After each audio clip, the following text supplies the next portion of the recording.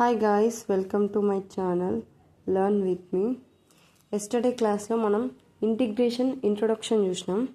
ఇప్పుడు మనం కొంచెం ఎగ్జాంపుల్స్ గా తీసుకొని ఇంటిగ్రేషన్ ఎలా యూస్ చేస్తాం, అసలు మెథడ్స్ ఏంది అవన్నీ అలా లైట్ గా చూద్దాం.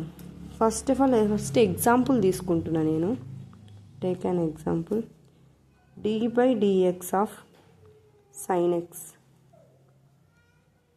మామూలుగా d by dx of sin x మనందరికీ తెలుసు, డిఫరెన్షియేషన్ చదివాం కాబట్టి d by dx of sin x cos x అవుతుంది. ఇప్పుడు మనం ఏం చేద్దాం, ఈ dxని cos x కాడికి పంపించుకుందాం. cos x into dx. ఇప్పుడు ఈ sin xని ఇట్లానే ఉంచుకొని d ఇక్కడికి పోతే ఏమవుతుంది, 1/d అవుతుంది ఇంటూ cos x. మనందరికీ తెలిసిందే ఇంటిగ్రేషన్ అంటేనే ఏంది, ఇంటిగ్రేషన్ రివర్స్ ఏంది, డిఫరెన్షియేషన్ కదా. సో 1/d లాంబ్డా అని రాయొచ్చా మనం.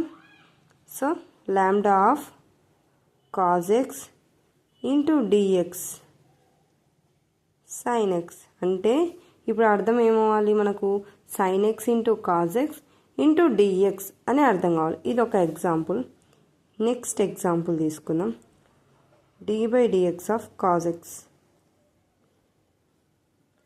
సేమ్ అంతే మెథడ్స్, ఏం లేదు. మనము ఇంటిగ్రేషన్ ఎలా అంటే డిఫరెన్షియేషన్ని మనం చూస్తాం కదా, సేమ్ అంతే. d by dx of cos x ఏంది మనకు తెలుసు అందరికీ, మైనస్ sin x అని తెలుసు. ఇప్పుడు మనం ఏం చేద్దాం, cos xని అలానే పెట్టి ఈ మైనస్ అలానే ఉంటుంది మైనస్. ఇప్పుడు ఏం చేద్దాం మనం, 1/d sin x into dx చేద్దాం.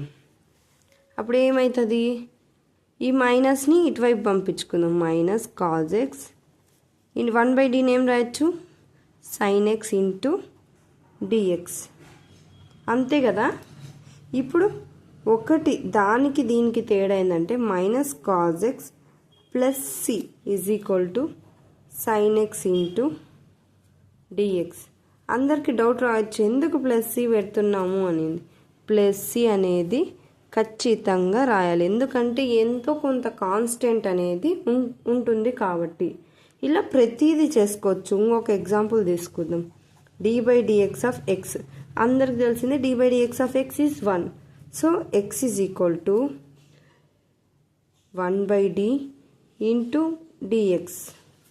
So 1/d is integral plus c. అంతేనా. Next example 4. d by dx of a power of x. a power of x ఏంది, a power of x log a base c కదా. So same 1/d a power of x dx. ఈ దాని లాగ్ని ఇటువైపు పంపించుకుంటున్నాం. Log a power of x, A base ఏముంటుంది, a power of x ఉంది పైన ఉంది, బై ఇక్కడ ఇటువైపు పోతే ఏమవుతుంది, బైలో వస్తుంది log a base e. So then a power of x by log a plus c is equal to integral of a power of x into dx. So ఇది గైస్. సో మీకు అర్థమైందని అనుకుంటున్నాను. నెక్స్ట్ పార్ట్ 3లో చూద్దాం.